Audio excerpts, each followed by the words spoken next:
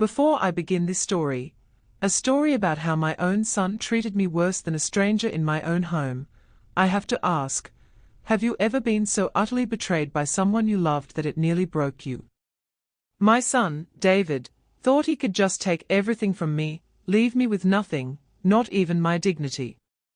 He thought at 75, I was finished. He was wrong. This is the story of how I made him crawl back, begging for the scraps he once denied me. Let me know in the comments if you think I went too far, or not far enough. It all began, as these things often do, with a misplaced sense of trust and a lifetime of sacrifice. My name is Alara, and 75 years had etched themselves onto my face and into my bones, particularly my arthritic hands, which had once been so nimble, so capable. I'd raised David, my only child, mostly on my own. His father, my dear Arthur, was taken from us by a cruel illness when David was just a boy of 10. I remember the weight of the world settling on my young shoulders then, the sudden silence in our small home, a silence I vowed to fill with love and opportunity for my son. I worked 2 jobs, cleaning houses by day and bookkeeping by night, my fingers flying over ledgers until the early hours of the morning. Every penny saved, every comfort foregone, was for David. His education, a good one, I made sure of that. The seed money for his first business venture, a small graphic design company that eventually did reasonably well, came from a second mortgage on the little cottage Arthur and I had scrimped and saved for. Even his wedding to Fiona, a lavish affair that seemed far beyond their means at the time, I'd contributed significantly, wanting only his happiness. The house we eventually all lived in, the larger one in the suburbs, had been bought with the combined inheritance Arthur left me and the sale of that first cherished cottage. David's name was added to the deed some years ago. He'd convinced me it was for simplicity's sake.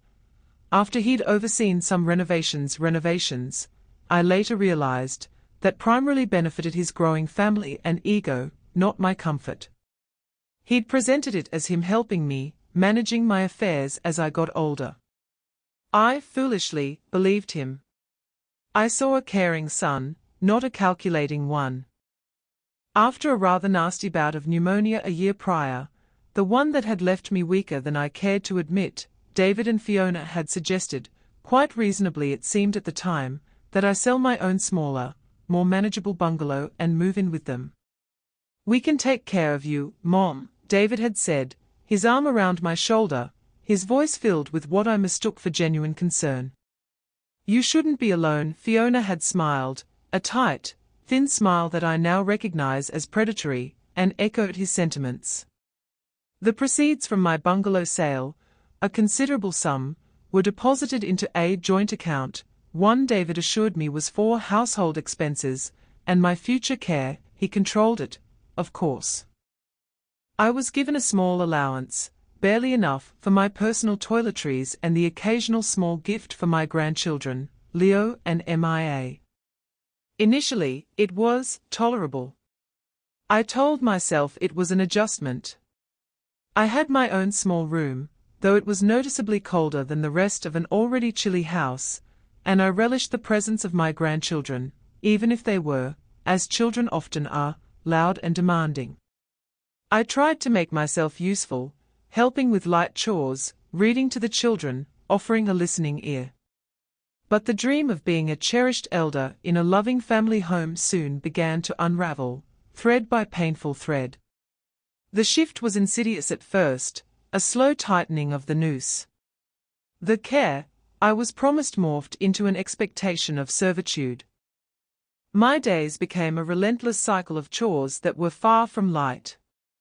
I was expected to have breakfast ready for David and Fiona before they left for work, manage the laundry for a family of 4, keep the house tidy, a Sisyphean task with 2 young children, and prepare dinner. My arthritis screamed in protest, my back ached constantly, but my complaints were met with Fiona's sharp tongue or David's dismissive platitudes.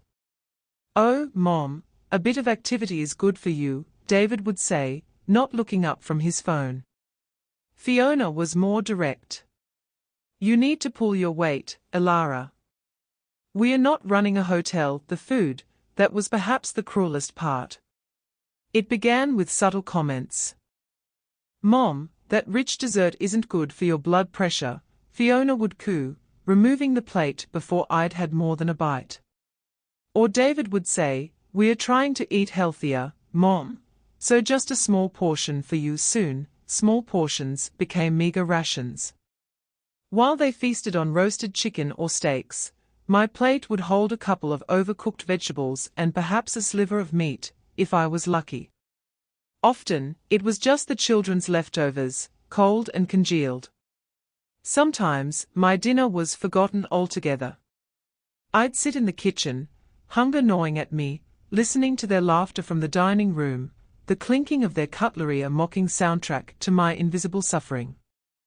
My pension, a modest but steady sum I'd earned from my years as a school secretary after Arthur passed, was deposited directly into that joint account. I saw none of it.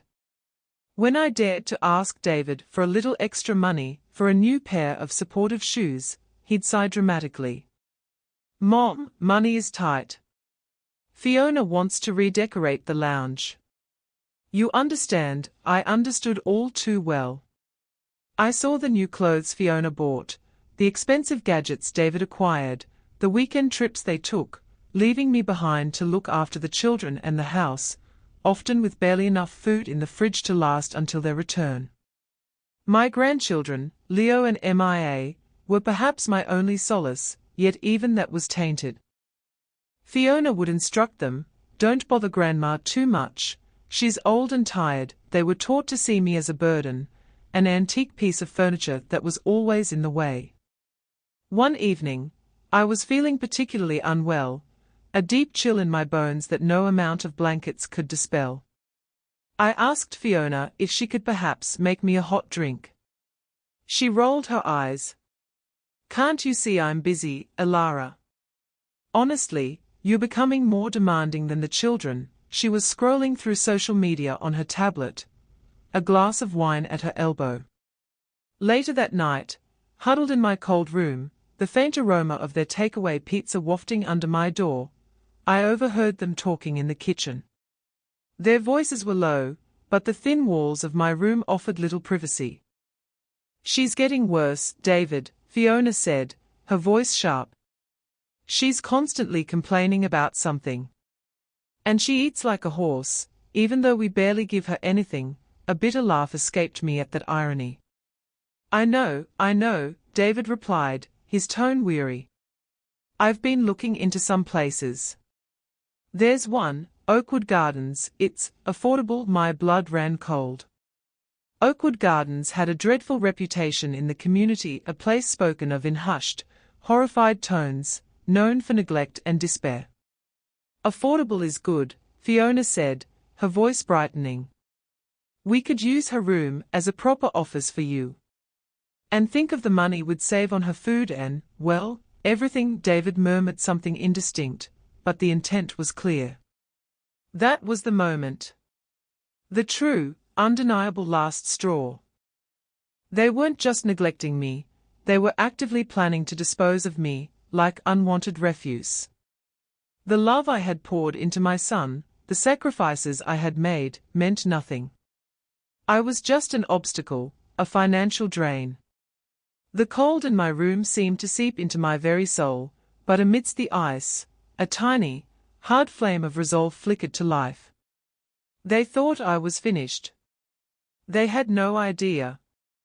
The days that followed their hushed conversation about Oakwood Gardens were a blur of carefully concealed turmoil. Outwardly, I tried to maintain my composure, to perform my duties as expected, but inwardly, a storm raged. The depth of their betrayal was a raw, gaping wound. My son, my David, the little boy whose scraped knees I had kissed better, whose nightmares I had soothed, was now calmly discussing shipping me off to a place renowned for its callousness, simply to free up a room and save a few pounds. Fiona, well, I'd never expected much from her beyond a veneer of civility, but David, his complicity cut me to the core. I'd lie awake in my cold bed, the meager dinner I'd been allowed doing little to quiet the rumbles in my stomach, and I would replay scenes from my life. Arthur's warm smile, his unwavering belief in me. The pride on David's face at his university graduation, a day I thought was the culmination of all my efforts. The weight of my wedding ring, now feeling heavier than ever on my gnarled finger, a symbol of vows Arthur and I had kept, vows of love and partnership that seemed so alien to the cold calculations of my son and his wife. I began to observe them more closely, through a new lens, one unclouded by maternal affection or wishful thinking. I saw the casual cruelty in the way Fiona would speak to me, her eyes often flicking over me, as if I were an unsightly stain on her pristine furniture. I saw the impatience in David's posture when I moved too slowly, the way he'd avoid eye contact when I tried to speak to him about anything more substantial than the weather or the children's latest antics. I noticed the constant stream of packages arriving at the door, new clothes, electronics, frivolous luxuries they clearly couldn't afford if they were truly as tight on money as David claimed when I needed something essential. Their expensive car, leased, I suspected. Their talk of a summer holiday in Spain, whispered when they thought I couldn't hear. It painted a picture of profound selfishness and a frightening lack of empathy. The joint account, the one that held the proceeds of my bungalow and my monthly pension, was clearly being plundered for their lifestyle, while I was being starved and marginalized. The realization that I had been systematically stripped of my financial independence, my home, and now, potentially, my freedom, was terrifying. But beneath the fear, the hurt, and the profound disappointment, that tiny flame of resolve I'd felt earlier began to grow. It was fueled by a lifetime of resilience. I had overcome Arthur's death, I had raised a child alone, I had faced down poverty and loneliness. I was not a weak woman, though they had mistaken my quiet endurance for frailty, my love for foolishness. One afternoon, while Fiona was out shopping and David was at work, I was tidying David's chaotic home office, the task I was often assigned. My hand brushed against a box of old papers tucked away under his desk. Curiosity, or perhaps a guiding hand from Arthur, made me open it. Inside, amongst old university notebooks and forgotten bills, was a slim, dusty passbook. It was for an old savings account I'd completely forgotten about, one I'd opened decades ago with a small inheritance from my own mother. I'd put a little aside each month from the extra money I made selling my knitted baby clothes and homemade jams at local craft fairs, a secret rainy day fund. I had imagined it might one day pay for a special trip for Arthur and me, or help with an unexpected emergency. After Arthur died, and as David grew and my own needs seemed less important, it had slipped my mind. I opened it with trembling fingers. The last entry was years old, but the balance, while not a fortune, was more than I had dared to hope for, a few £1,000s. Enough? Enough for a start. Enough to fight back. A wave of dizziness washed over me, not from weakness, but from a sudden, fierce surge of hope. It was as if Arthur himself had reached out from the past, offering me a lifeline. This was my chance. This was the seed money for my reclamation. In that moment, sitting on the floor of my son's cluttered office, clutching that forgotten passbook, the hurt didn't disappear, but it was joined by a steely determination. I would not go quietly to Oakwood Gardens. I would not fade away into impoverished obscurity. I would reclaim my life, my dignity, and what was rightfully mine. They had underestimated Alara. They had mistaken the quiet dignity of age for the defeated silence of the broken. They were about to learn just how wrong they were. The planning began that very day, a silent, meticulous campaign waged from within their own home. My first act of rebellion was a small one, almost imperceptible. I retrieved that old passbook and tucked it into the lining of my worn handbag, a secret treasure.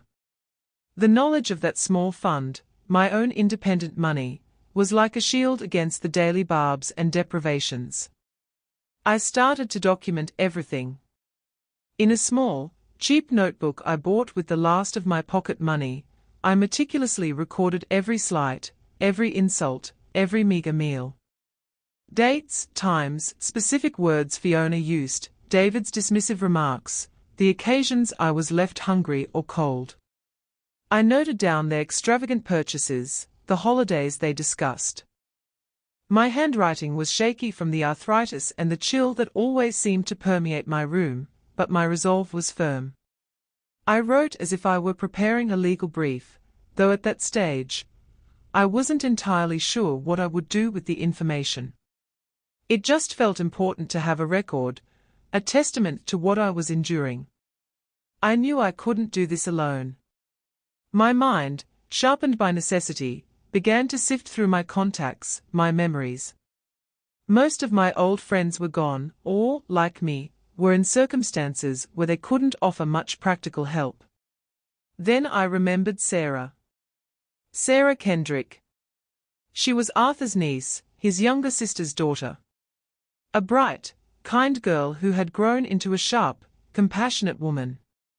And, most importantly, Sarah was a lawyer. We hadn't seen much of each other in recent years, life having a way of pulling families in different directions, but I remembered her warmth at Arthur's memorial, the genuine sympathy in her eyes. I recalled her sending me a Christmas card every year, always with a thoughtful, personal note. She specialized in family law, if I remembered correctly. It was a long shot, but she was my best hope. The challenge was contacting her without David or Fiona knowing. They monitored my movements, my limited interactions with the outside world. I rarely left the house alone, and when I did, it was usually for a doctor's appointment David had grudgingly arranged, and he or Fiona would accompany me. My phone calls were invariably made from the landline in the hall, within earshot. I needed a plan. An opportunity arose a week later. I feigned a severe toothache, one that even my stoicism couldn't entirely mask. I moaned quietly through the night, ensuring Fiona would hear me and complain to David in the morning about her disturbed sleep. "For heaven's sake, David, can't you do something about her?" she'd snapped. She kept me up all night with her groaning. David, eager for peace and probably a little guilty, though he'd never admit it, agreed to take me to the dentist. Dr. Albright's clinic was in the town centre, a place with several small cafes and public phone booths, relics from a bygone era, but still functional. During the car ride, I clutched my jaw, putting on a performance worthy of an Oscar. David was mostly silent, irritated by the disruption to his Saturday morning. At the clinic, I told David I preferred to go in alone, that dentists made me nervous and his presence would only make it worse. He seemed relieved to be excused and said he'd wait in the car or grab a coffee. As soon as I was inside, I spoke briefly to the receptionist, confirming my appointment, that I'd actually cancelled earlier that morning via a whispered payphone call, and then slipped out a side entrance I'd noticed on previous, genuine visits. My heart hammered against my ribs. It felt like a clandestine operation. I found a relatively private payphone. My old mobile phone had been lost months ago, and David hadn't seen fit to replace it for me. My fingers, stiff and trembling, fumbled with the coins from my secret stash. I dialed the number for Sarah's law firm, which I'd found online during a rare moment alone with David's computer, pretending to look up recipes. Sarah herself answered, her voice calm and professional. "Sarah Kendrick speaking." "Sarah, dear, it's Alara." "Alara Croft, Arthur's wife," I said, my voice barely a whisper. There was a pause, then, "Aunt Alara. Is that really you? It's been so long. Is everything all right?" Her voice was laced with genuine warmth and a hint of concern, and I felt a wave of relief. "Not entirely, my dear," I said, my voice trembling slightly. I need your help. Urgently. Can we meet? Discreetly. I explained my predicament as quickly and concisely as I could, the fear of David returning making me rush my words. Sarah listened patiently, interjecting only with quiet questions. By the end of my hurried explanation, her tone had shifted from surprise to grave concern. Of course, Aunt Alara. Of course, we can meet. When and where is safe for you? We arranged to meet the following Tuesday at a small, quiet library cafe in a neighboring town, a place I doubted David or Fiona ever frequented. I told her I would make an excuse about needing to visit an old friend who was unwell. Getting back to the dentist's waiting room without David noticing my extended absence was another challenge, but I managed it, feigning dizziness from the procedure. He barely looked up from his phone when I returned, simply grunting, "All sorted." I nodded, the lie bitter on my tongue, but the anticipation of my meeting with Sarah buoyed my spirits. For the first time in months, I felt a sliver of control, a glimmer of a future that wasn't dictated by my son's cruelty or Fiona's disdain. The battle lines were being drawn, and I was finally preparing my defenses. The intervening days before my meeting with Sarah were fraught with a strange mixture of anxiety and anticipation. I played the part of the frail, compliant mother-in-law even more convincingly, not wanting to arouse any suspicion. I ate my meager meals without complaint, performed my chores with a show of weary diligence, and kept my interactions with David and Fiona brief and placid. Inside, however, my mind was whirring, rehearsing what I would say to Sarah, gathering my thoughts and the few crucial documents I possessed, the deed to the house showing both my name and David's, some old bank statements for the joint account I'd managed to retrieve from the bin before they were shredded, showing large withdrawals I hadn't authorized, and of course, my precious passbook. On Tuesday morning, I announced I was going to visit my old friend, Martha, who, I claimed, had taken a bad fall. Fiona sniffed dismissively. "Well, don't be all day. And don't bring any of her germs back here. Leo has a slight cough." David barely acknowledged my departure, engrossed in a business call. The bus journey to the neighboring town felt like a voyage to a new world. The library cafe was quiet, smelling faintly of old books and fresh coffee, a comforting aroma. Sarah was already there, seated at a discreet table in the corner. She stood as I approached, her expression a mixture of warmth and concern. She looked so much like her mother, Arthur's sister, with the same kind eyes. "Aunt Alara," she said, taking my hands. Her grip was firm and reassuring. "Thank you for coming. Please sit. Can I get you something? A tea? Coffee?" I asked for a simple tea, my throat tight with emotion. As I sipped the warm liquid, the dam of my composure finally broke. The words tumbled out: the initial hope after moving in, the gradual descent into servitude, the starvation, the constant belittling, Fiona's cruelty, David's indifference, and finally, their horrifying plan to send me to Oakwood Gardens. I showed her my notebook, its pages filled with my shaky script, a chronicle of my daily humiliations. I presented the bank statements, the deed, and finally, with a trembling hand, the passbook for my secret account. Sarah listened intently, her expression growing increasingly grim. She occasionally asked a clarifying question, her lawyer's mind absorbing every detail. There were no theatrical displays of shock, but I saw the anger simmering in her usually calm eyes, the tightening of her jaw.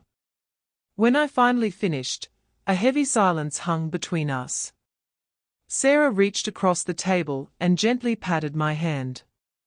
"Aunt Alara," she said, her voice low but firm, "what they have done to you is unconscionable.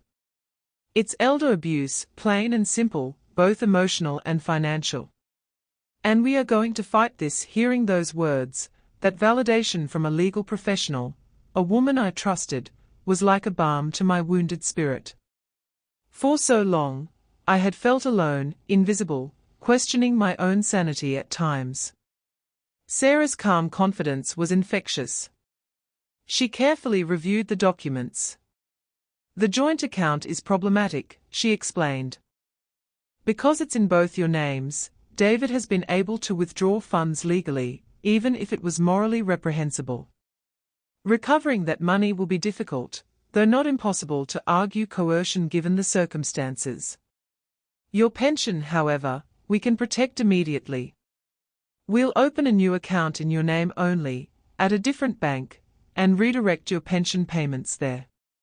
That needs to be our first priority. My heart leaped at that. Securing my pension would be a significant victory, a tangible step towards independence. The house, she continued, frowning at the deed, is more complicated because David's name is on it. But it's not hopeless. You contributed the lion's share of the capital from Arthur's inheritance and the sale of your bungalow. We need to establish how and why his name was added. Was there independent legal advice given to you at the time? Was there any undue influence or misrepresentation on his part? I recounted how David had presented it as a simple matter of convenience, to help manage things as I got older, especially with the renovations he was overseeing. No other lawyers were involved. I'd simply trusted my son. Sarah nodded slowly. That might give us leverage. We could argue for a larger share of the equity for you, or even petition the court to have his name removed or force a sale of the property, and an equitable division of the proceeds based on contribution and the circumstances of the co-ownership. His subsequent behavior certainly doesn't help his case. She paused, then looked at me directly. Aunt Alara, what do you want to achieve? Is it just about getting your money back? Or is it about ensuring you are safe and independent, away from them? I want to be safe, I said, my voice thick with emotion. I want a small place of my own, where I can be warm and have enough to eat, where no one shouts at me or makes me feel like a burden. I want my dignity back. And yes, I added, a touch of steel entering my voice, I want David and Fiona to understand what they've done. I don't necessarily want to see them ruined, but they need to face the consequences of their greed and cruelty. Sarah smiled faintly. A very reasonable set of goals. Here's what I propose. First, we secure your pension and your nest egg from the passbook into a new, secure account. Second, we find you a small, temporary, safe place to live. Your nest egg should cover the initial rent and deposit. Third, once you are out of that house and safe, I will send a formal legal letter to David and Fiona, outlining our claims regarding the property and any misappropriated funds. We will propose a settlement. Either they buy out your share of the house at a fair valuation, or we proceed with a partition action to force its sale. Given their treatment of you, a court will likely be sympathetic to our position for an unequal division in your favor. She then advised me to continue documenting everything, and if possible, to gather any further proof of their financial mismanagement or specific instances of abuse. The more evidence we have, the stronger our position. When I left Sarah an hour later, I felt like a different woman. The stooped shoulders seemed a little straighter. The path ahead, though daunting, was now illuminated by a clear strategy. I had an ally, a plan, and a secret weapon in my forgotten savings. The game, as they say, was afoot. The first step of our plan was executed with surprising ease, though my nerves were frayed throughout the process. Sarah handled the opening of the new bank account for me, using a power of attorney for financial matters that I signed in her office during a subsequent, equally discreet visit. We chose a smaller, local building society, one David and Fiona would never think of. The funds from my old passbook were deposited, and Sarah initiated the paperwork to redirect my government pension and my small widow's pension from Arthur's old employer. She warned me it might take a month or two for the pension redirection to take full effect, so I'd need to be patient. Back in the oppressive atmosphere of David and Fiona's house, I began to subtly change my demeanor. I became even more docile, more seemingly frail. I would forget things, move even more slowly, sigh more often. I wanted them to believe I was declining, becoming even more of a burden, so their guard would be completely down. It was a distasteful role to play, but a necessary one. My compliance seemed to embolden them. Fiona's snide remarks became more frequent, her demands more unreasonable. David, when he noticed me at all, would look at me with a mixture of pity and annoyance. "Really, Mom, you need to try a bit harder," he'd say if I fumbled with a task or took too long to answer a question. Perfect, I thought. Let them underestimate me. It was their greatest weakness. I continued my secret journal, noting down every detail. Fiona threw out a small, chipped porcelain bird, a gift from Arthur from one of his business trips. Clutter, she'd sniffed when I'd asked, aghast, where it had gone. I noted the date and her callous dismissal. David borrowed the last £20 from my purse without asking, money I'd carefully hoarded for emergencies. "I'll pay you back, Mom," he'd said breezily, but of course, he never did. That went into the journal too. Sarah had also advised me to make my situation subtly known to one or two trusted people, if possible, without directly implicating David and Fiona in a way that would get back to them prematurely. There was Mrs. Henderson, a kind elderly lady from across the street, with whom I sometimes exchanged a few words when I was allowed to potter in the small, neglected patch of front garden. One afternoon, while trimming the rose bushes, a task Fiona insisted was good gentle exercise for me, I saw Mrs. Henderson. I sighed dramatically, loud enough for her to hear. "Oh, these old bones," I said, rubbing my back. "It's so hard to keep up sometimes. David and Fiona are so busy, you know. I do worry about being a burden. They are planning such a lovely holiday for us all in Spain this summer, and I do hope I'll be up to it." Mrs. Henderson, a notorious, but generally benign gossip, looked surprised. "Spain? How lovely for you, Ilara. They never mentioned that to me." "Oh, yes," I continued, manufacturing a wistful smile. "They are so good to me. Always thinking of my comfort." I knew David and Fiona had no intention of taking me to Spain. I'd overheard them specifically discussing how much easier and cheaper it would be without me. My little comment, I hoped, would plant a seed. If they suddenly announced I wasn't going, or worse, if I disappeared into Oakwood Gardens, Mrs. Henderson might remember my words and draw her own conclusions. Meanwhile, Sarah was working diligently. She found a small, furnished one-bedroom flat for rent in a quiet complex for seniors in a nearby town. It was modest, but clean and bright, with a small balcony. The rent was manageable with my soon-to-be-secured pension and the initial buffer from my nest egg. I secretly packed a small suitcase with my essential clothing, my precious photographs of Arthur, my late mother's locket, and my journal. I hid it in the back of the rarely used linen closet, behind a stack of old blankets. Each day was a tightrope walk. The tension in the house was palpable, at least to me. Fiona seemed to be relishing my apparent decline. "Honestly, David," I heard her say one evening, her voice dripping with contempt, "she's becoming completely useless. We really need to make a decision about Oakwood sooner rather than later.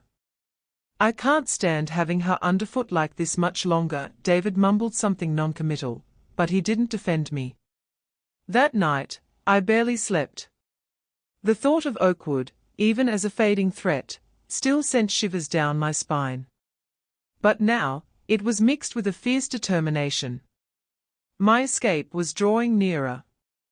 Sarah called a few days later, using a prearranged coded phrase when I answered the hall phone, pretending it was a wrong number before quickly saying, the library books are ready for collection next Tuesday. That was our signal. My pension had been successfully redirected. The new account was active and receiving funds. The flat was secured. Tuesday was the day I would walk out of that house and reclaim my life.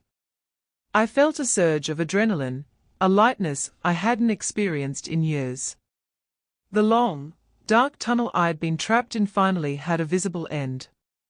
The days leading up to Tuesday were the longest of my life. I went through the motions, a calm facade masking the turbulent emotions within. Each morning, I'd wake with a knot of anxiety in my stomach, but also a burgeoning excitement. I double-checked my small suitcase, ensuring I had everything I needed, every precious memento. I rehearsed my departure in my mind, imagining every possible scenario, every potential reaction from David and Fiona. Sarah and I had decided that a quiet exit would be best. No dramatic confrontations if it could be avoided, at least not initially. She would be waiting for me in her car, at the end of the road at precisely 10 a.m. on Tuesday. I was to walk out as if I were going for a short stroll, carrying only my handbag. My suitcase would be collected later by a discreet moving service Sarah had arranged, once David and Fiona were out of the house. Monday evening was particularly tense. Fiona was in a foul mood, complaining about everything from the quality of my cooking, a bland vegetable soup, as that was all I was allowed to prepare for myself from the ingredients they grudgingly provided, to the way I'd folded the laundry. "Can't you do anything right, Elara?" she snapped, refolding a towel with aggressive precision. David sat at the table, engrossed in his laptop, pointedly ignoring the exchange. I merely nodded, murmured an apology, and retreated to my room, my heart pounding. Their callousness, on the eve of my liberation, only strengthened my resolve. I deserved better than this. Arthur would have wanted better for me. Tuesday morning dawned grey and overcast, mirroring the somber mood I tried to project. I rose early, dressed carefully in my neatest, though threadbare, clothes. I ate the piece of dry toast and drank the weak tea that constituted my usual breakfast, my stomach too jittery for more. David and Fiona followed their usual routine. David left for work first, with a cursory nod in my direction. Fiona bustled about, getting the children ready for school, issuing sharp instructions to everyone, including me. "Make sure you air out the bedrooms properly today, Elara. And don't forget to scrub the kitchen floor." "It's filthy, yes, Fiona," I replied, my voice meek. Once the children were off to school, Fiona announced she was going to her yoga class, and then meeting a friend for lunch. "I'll be back around 3, she said, grabbing her designer handbag. "Try not to make a mess while I'm gone." She didn't even glance at me as she left. The moment the front door clicked shut behind her, a profound silence descended on the house. It was the silence of opportunity. My heart was hammering against my ribs so hard I felt sure it was audible. I took a deep breath, walked to the linen closet, and retrieved my small suitcase. Then, I went to my room, picked up my handbag, which contained my journal, my mother's locket, and Arthur's photograph, and walked out. I didn't look back. I didn't allow myself a moment of sentimentality. For the house itself, it had become a prison, not a home. I walked down the hallway, through the kitchen, and out the back door, as we had planned. It was less likely to be observed than the front. My suitcase I left just inside the back porch, hidden by an overgrown rosebush, as Sarah had instructed for the movers. Then, with just my handbag, I walked down the garden path and onto the street, just another elderly woman out for a morning constitutional. My legs felt unsteady, not from weakness, but from the sheer audacity of what I was doing. Each step was a victory. As I reached the end of the road, Sarah's familiar silver car pulled up to the curb. She leaned over and opened the passenger door, a warm, reassuring smile on her face. "Right on time, Aunt Alara," she said. "Hop in." As I settled into the comfortable seat, a wave of relief so profound washed over me that I felt tears welling in my eyes. "We did it, Sarah," I whispered, my voice thick with emotion. "We did it. This is just the beginning, Aunt Alara," she replied, squeezing my arm gently before pulling away from the curb. "The beginning of your new life." Later that afternoon, once I was safely ensconced in my new, small, wonderfully peaceful apartment, Sarah made the call. She phoned David at his office. I wasn't privy to the conversation, but Sarah recounted the gist of it to me later. She informed him calmly and professionally that I had left his home, that I was safe and under her care, and that he would be receiving a formal legal letter within 48 hours outlining my claims regarding the matrimonial home, or rather, the home that should have been acknowledged as primarily mine, and the misappropriated funds from the joint account. David's reaction, Sarah said, was one of stunned disbelief, followed by blustering anger, and then, as the implications of her words sank in, a dawning panic. He apparently demanded to know where I was, a demand Sarah politely refused. He threatened legal action against her for interfering. Sarah calmly informed him that she was acting as my legal counsel, and that any further communication should be directed through her. Fiona's reaction, when David undoubtedly called her, was apparently even more explosive. Sarah received a hysterical, abusive voicemail from her later that day, which she saved as further evidence of their character. The initial shockwaves of my departure had been sent.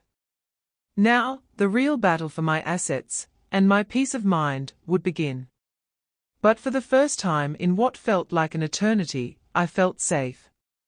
I made myself a cup of tea in my own little kitchen, using my own tea bags, and sat on my own small balcony, watching the sparrows flit about in the communal garden.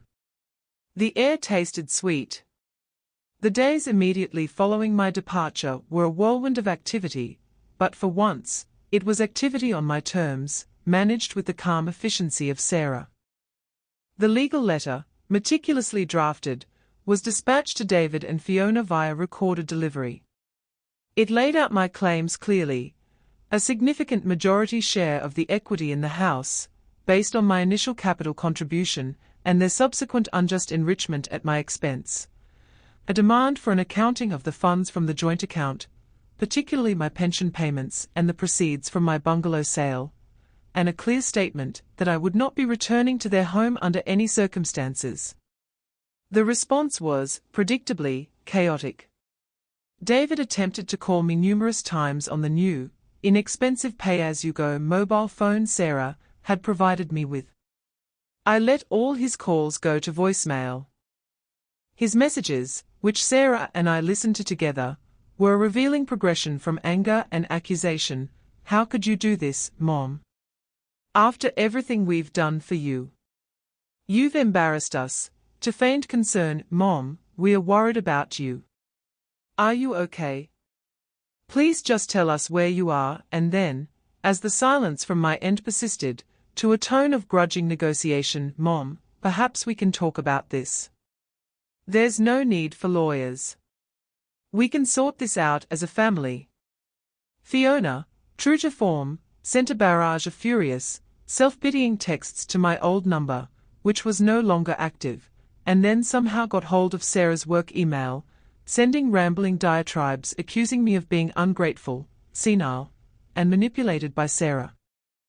Sarah handled all communication with professional detachment, reiterating that all responses should be formal and directed through her. The small, discreet moving service Sarah had engaged managed to retrieve my suitcase and a few small boxes of personal belongings. I'd managed to pack books, some cherished ornaments, and my sewing machine from David's house while they were both out, presumably strategizing or panicking. Having these familiar items around me in my new flat made it feel more like home almost immediately. I began to establish a new routine. I woke when I pleased, not at the crack of dawn to prepare breakfast for others. I ate what I wanted, when I wanted. Simple pleasures, like a perfectly ripe peach for breakfast, or a small piece of chocolate in the afternoon, felt like luxurious acts of rebellion. My pension was now securely mine, and combined with my nest egg, it was enough to live comfortably, if modestly. The peace was transformative. The constant tension that had been a knot in my stomach for months slowly began to unravel. I started sleeping through the night, a deep, restful sleep I hadn't experienced in years. My arthritis, though still present, seemed less aggravated without the endless chores and the bone-chilling cold of my old room. News of my departure, and the reasons behind it, began to filter through the small community around David and Fiona's home.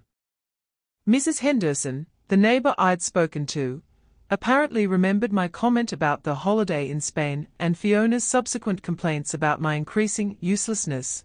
She put two and two together when she saw the moving van and then heard, through the local grapevine, that Sarah had subtly fed, that I had moved out due to irreconcilable differences concerning my care.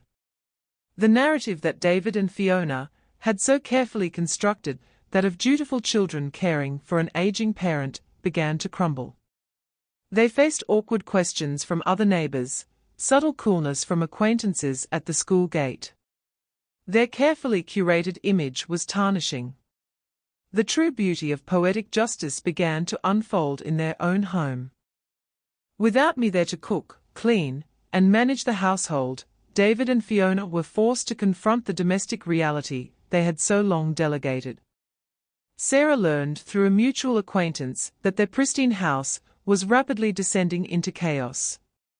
Takeaway containers piled up, laundry went undone, and the children, accustomed to my patient care, were apparently more demanding than ever. Fiona, who had always prioritized her yoga classes and social engagements, found herself overwhelmed. David, who had never lifted a finger in the house, was reportedly unhelpful and resentful. Their lavish lifestyle, once subsidized by my pension and the free labor I provided, was suddenly under strain.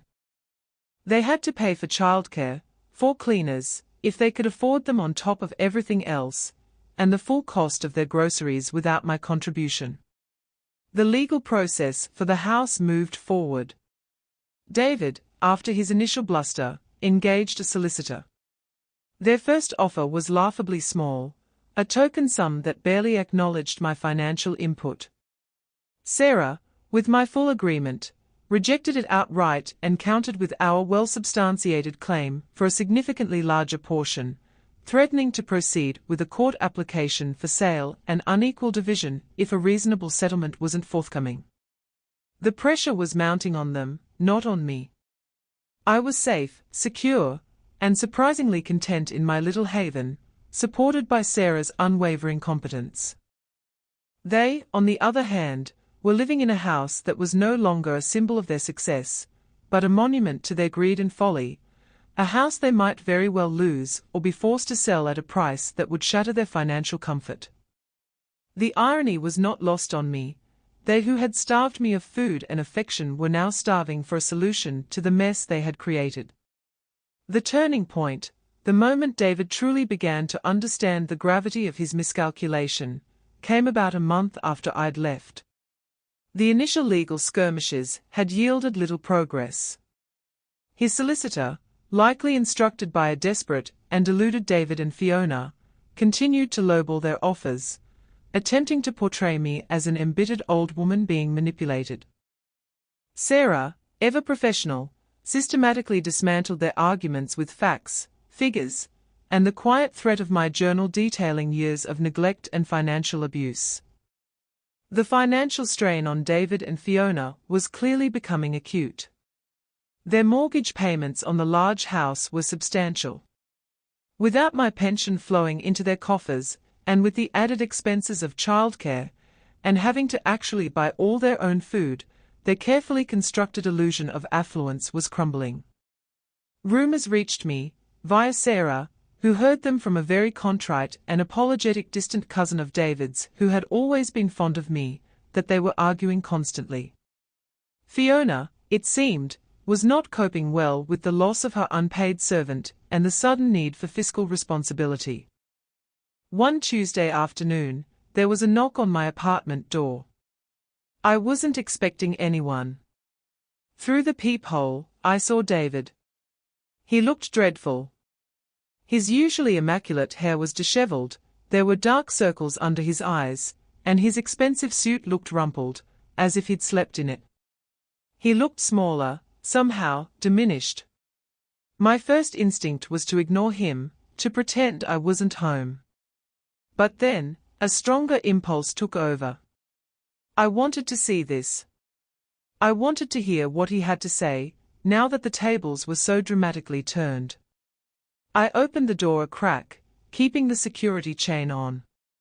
"David," I said, my voice cool and steady, betraying none of the old pain, none of the lingering maternal instinct that still, to my own surprise, flickered faintly within me. He flinched at my tone. "Mom," he began, his voice hoarse. "Mom, please. Can I come in? We need to talk. Everything that needs to be said can be said through our solicitors, David," I replied, channeling Sarah's firm demeanor. "No, Mom, please." His eyes, usually so arrogant or dismissive, were now filled with a desperate plea. This isn't right. Lawyers, fighting, we're family." The audacity of that statement, after everything he and Fiona had done, almost made me laugh. "Family?" I echoed, a hint of ice in my voice. "Is that how you treated me, David? Like family? When you starved me? When you planned to ship me off to Oakwood Gardens so Fiona could have a bigger office?" He had the grace to look ashamed, his gaze dropping to the floor. "Mom, we. Fiona was stressed. I didn't handle things well. I know that now. I made mistakes. Huge mistakes." He looked up, his eyes moist. "I'm so sorry, Mom. Truly, deeply sorry. Can't you forgive me?" This was it. The beginning of the crawl. He wasn't just sorry for his actions, he was sorry for the consequences that were now boomeranging back onto him. "Forgiveness is a complex thing, David," I said quietly. "It's not a switch one can simply flip. You and Fiona caused me immense pain, not just physical discomfort from hunger and cold, but a deep emotional wound. You betrayed my trust, the trust of your mother." I know, he said, his voice cracking. He looked around my small, neat living room, visible through the crack in the door. "This place, it's not. Mom, come home. Please. Things will be different. I swear it. Fiona's learned her lesson too. We miss you. The children miss you terribly." The mention of Leo and MIA was a calculated ploy, and I saw right through it. They probably did miss the person who read them stories and slipped them occasional treats, but David was using them. "Fiona has a strange way of showing she's learned a lesson," I remarked dryly, thinking of the abusive emails Sarah had received. "And as for the children, I miss them too. But I will not return to that house, David. Not ever." Panic flashed in his eyes. "But Mom, the house, we can't afford to buy you out with the amount your lawyer is demanding. We'll be ruined. We'll lose the house. We'll have nowhere to go." There it was. The crux of his visit. Not remorse for my suffering, but fear for his own financial future. He was begging, not for my forgiveness, but for my financial mercy. "That, David," I said, my voice devoid of sympathy, "is a consequence of your own actions. You and Fiona built your lifestyle on my resources, on my unpaid labor, on the assumption that I was a disposable asset. You gambled that I was too old, too weak, or too foolish to fight back. You lost." He sagged against the doorframe, the fight visibly draining out of him. "Please, Mom," he whispered, tears now openly streaming down his face. Isn't there anything I can do? Anything at all? I'll do whatever you want. He was indeed crawling. Begging. It wasn't a pleasant sight, seeing my son so broken, but it was a necessary one. He needed to understand the depth of his transgression, the pain he had inflicted. You can instruct your solicitor to accept Sarah's latest settlement offer, I said calmly. It's a fair offer, David. It gives me back what is rightfully mine, what Arthur and I worked our lives for, what you and Fiona systematically tried to steal. It will allow me to live my remaining years in dignity and peace. Something you were determined to deny me. He stared at me, his face a mask of despair. The fight was gone. Only desperation remained. Consider it, David, I said, my voice softening fractionally, not out of pity for him, but out of a desire to close this chapter. Consider it the price of your education. Some lessons are learned the hard way. I then gently but firmly closed the door, leaving him standing alone in the hallway. The chain clicked satisfyingly into place. I leaned against the door for a moment, my legs trembling slightly. There was no triumph, no elation, just a profound sense of sorrow for the son I had lost long before this day, and a quiet, steady affirmation of the self I was reclaiming. The aftermath of David's desperate visit was swift. Within a week, his solicitor contacted Sarah with a formal acceptance of our settlement terms. It wasn't an easy pill for David and Fiona to swallow, I'm sure. The agreement stipulated that the house was to be sold immediately, and from the proceeds, I would receive a share that accurately reflected my initial investment, the value of my stolen pension contributions, and a further sum in acknowledgement of the undue influence and emotional distress caused. It was a significant amount, enough to secure my future comfortably. The remaining equity, once the mortgage was cleared, would go to David and Fiona. It would be far less than they had hoped, certainly not enough to maintain the lavish lifestyle they'd become accustomed to. They would have to drastically downsize, to learn to live within their actual means, a concept that seemed entirely foreign to them. The house, their monument to materialism and social climbing, went on the market.